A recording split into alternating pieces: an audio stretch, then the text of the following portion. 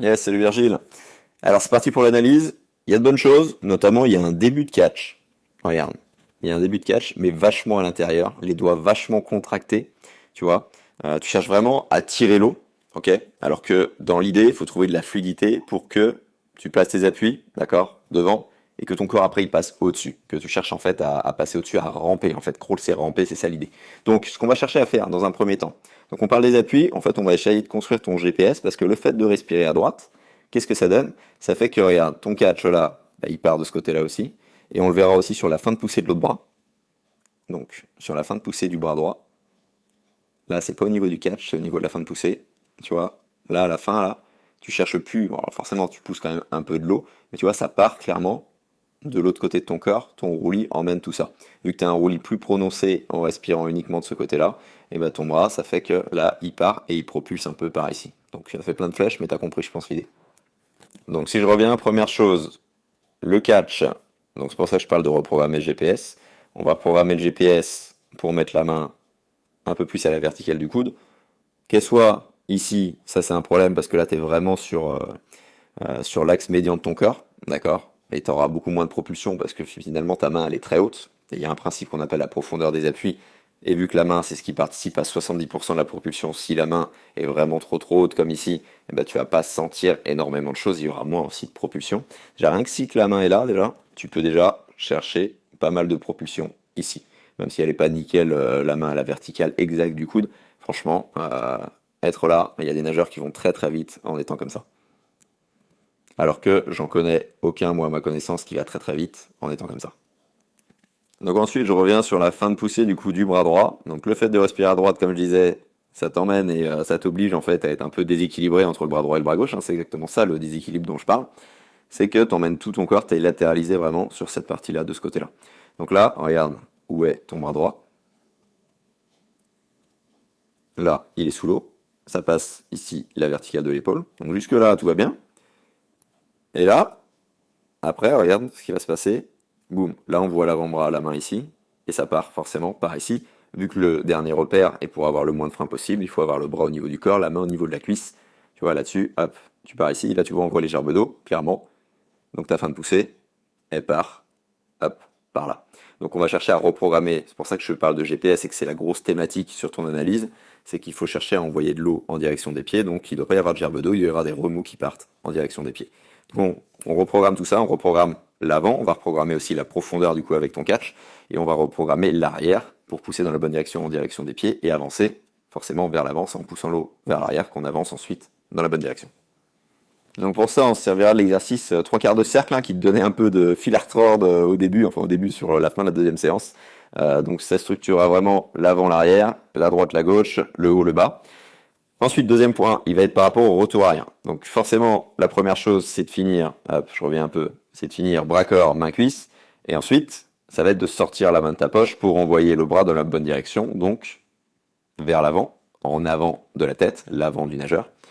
Première partie, prendre le temps, retour arrière, on peut très bien longer l'eau. Ça va faire en sorte que c'est ton coude qui emmène ta main, d'accord? Et ensuite, on va faire en sorte, comme tu fais ici, hein, que les doigts rentrent en premier et que ça aille vraiment vers l'avant. Ok, et on va essayer de structurer aussi la rythmique. Parce que là, quand tu nages, moi j'ai l'impression que tu tires assez fort d'un coup et que ça finit pas forcément à la pousser plus rapidement. L'idée, c'est vraiment d'avoir un trajet sous-marin en accélération en direction des pieds, d'accord, pour pousser l'eau de plus en plus fort. Et donc, avoir le maximum de vitesse quand on finit sa poussée et quand on a le bras en projectile devant, là où on est le mieux placé, bras en projectile devant, là où on est sur la tranche, pour mieux glisser à travers l'eau pour avoir le moins de frein possible, pour offrir le moins de résistance à l'eau. Donc au lieu de se concentrer sur ce qui se passe sous l'eau, chose qu'on fera sur le troisième point en travaillant l'expiration, on va se concentrer sur ce qui se passe du coup sur les retours arrière, ce qui se passe au-dessus de l'eau. Donc si on vient sur le bras gauche par exemple, il faut vraiment que ça soit ton coude au début. Tu vois là il part vraiment par ici. Ton coude qui ramène ta main sur la première moitié du retour. Et donc le fait de sortir la main de la poche et de longer l'eau, ça va forcément faire se lever le coude jusqu'à ici l'axe des épaules. Et ensuite, après avoir passé cet axe d'épaule, tu rentres comme tu le fais par les doigts, en tout cas comme tu le fais un peu mieux sur le bras droit, un peu moins sur le bras gauche. Donc on servira de l'exercice où on rentrait la main vraiment au niveau du bonnet pour prendre le temps et accélérer ensuite cette entrée de bras et mettre le bras rapidement en projectile. Et le fait de structurer cette rythmique sur le retour arrière, lent sur la première moitié et un peu plus rapide sur l'entrée du bras ensuite, ça va structurer aussi la rythmique sur ton trajet sous-marin sur l'autre bras. Donc ensuite, troisième point, je l'ai appelé autre, ça rejoint aussi un peu le GPS, ça va être d'essayer, enfin on va chercher à fixer ta tête. Donc je le mets en troisième exprès parce que je sais d'expérience que juste dire fixe ta tête, ça c'est sûr, ça fonctionne pas, d'accord, il n'y a pas de repère clair. Juste dire des fois étire bien ta nuque et mets-la à plat avec un repère tactile comme s'aligner sur le mur et après nager derrière, ça peut fonctionner, ok, si on est sur le musculaire. Sinon ce qui peut marcher, c'est de fixer le regard à un moment donné sur un endroit bien précis, entre guillemets bien précis parce que forcément on avance, mais qui est de fixer le regard au niveau du sol. Donc soit vraiment ici directement, soit un peu vers l'avant, peu importe, tant que la nuque elle reste à plat, à voir si ça t'aide, mais en tout cas, tant que le corps se balade pas et se tortille pas de droite à gauche et que c'est que la tête, j'ai envie de te dire, c'est pas forcément une priorité numéro 1, c'est pour ça que je l'ai mis en point numéro 3. Si ça se fait, ben, tant mieux. Si ça se fait pas, ben, on trouvera d'autres solutions. D'accord, il y aura peut-être d'autres choses à chercher dans d'autres domaines. Voilà, je vais dire ça comme ça. On avait parlé avec Alix qui était là sur le stage pour me donner un coup de main et il a de bonnes pistes là-dessus. Autre point, j'enchaîne du coup, muscle expiratoire. Par contre là tu vois, c'est pour ça que je voulais te montrer la vidéo quand même aussi sur le côté. Regarde ce qui se passait. Là, tu as la tête, ça va. Et là, boum. Là par contre, tu fléchis le menton. Tu fléchis la tête, le menton vient à la poitrine. Donc là, ça va offrir un peu de frein, un peu de résistance à l'avancement. Donc ça se trouve juste te concentrer aussi sur les sensations de l'eau qui coule bien sur la nuque. Ok, faut offrir aucun frein. Ok, là c'est pas un repère tactile, c'est pas vraiment très précis, on est sur des sensations, mais rien que ça, des fois, ça peut t'aider. En fait, on va essayer de trouver le bon mode de fonctionnement sensoriel pour toi, pour que ça te parle, tout simplement. Et donc j'avais commencé à dire les muscles expiratoires, ça va être le dernier point. Donc je te demanderai de respirer forcément des deux côtés pour équilibrer ta nage, je pense que ça tu l'as compris. Mais sur les muscles expiratoires, on va chercher à faire ce qu'on a fait sur le stage, donc pour accélérer aussi ce trajet sous-marin, forcément, mais pour travailler vraiment cette expiration un peu plus forte, envoyer de plus en plus d'air, parce que vu où tu en es en termes de chrono, pour passer sous les 1,30, pour passer à 1,20, là clairement ce qu'il va falloir faire aussi, c'est gagner forcément en propulsion, en baisse de frein, en placement pendant l'inspiration, mais il va falloir aussi gagner en expiration, parce que plus on progresse, plus on va expirer du volume d'air, ok, et plus ça permet en général d'accélérer l'eau fortement.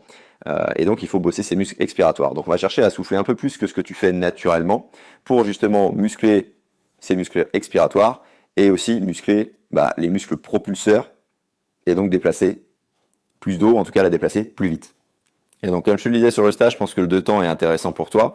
Ça n'empêchera pas de faire du 3 temps à l'entraînement, de faire du 2 temps d'un côté et du 2 temps de l'autre côté. Et justement sur le 2 temps, la stratégie, ça va pouvoir être de bloquer le premier mouvement, de souffler très peu et de souffler vraiment beaucoup d'air sur le deuxième et beaucoup plus que ce que tu es capable de faire. Enfin beaucoup plus, justement pour bosser cette capacité expiratoire. Et ça fera aussi bosser ta capacité derrière inspiratoire aussi, parce que ce que tu souffles, faut être capable forcément derrière de l'inspirer. Donc c'est pour ça qu'on bosse là-dessus et que c'est un working progress et qu'il faut prendre son temps. Plus tu vas progresser, plus tu vas expirer de l'air et plus tu vas te mettre forcément en 2 temps. Ça c'est une bonne stratégie à ton niveau et surtout pour passer ensuite sur du 1,15, du 1,20. Enfin déjà du 1,20, ça sera déjà pas mal. Allez sur ce, je te montre la vidéo du catch après le travail d'appui. Donc après le travail d'appui, donc on va chercher à décontracter tes doigts. Là tu vois ça part toujours un peu à l'intérieur, au niveau de ton bras gauche. Ok. Peut-être un peu moins après ça se remet, mais on va vraiment chercher à remettre la main un peu plus à la verticale du coude comme je te le disais juste avant. Et donc par rapport au bras droit, là tu vois tu as la main qui s'oriente mais pas encore l'avant-bras. Et donc là on va vraiment chercher à faire un seul bloc. Ce qui est bien c'est que ta main est bien orientée et vu que c'est une grosse partie de la propulsion c'est intéressant.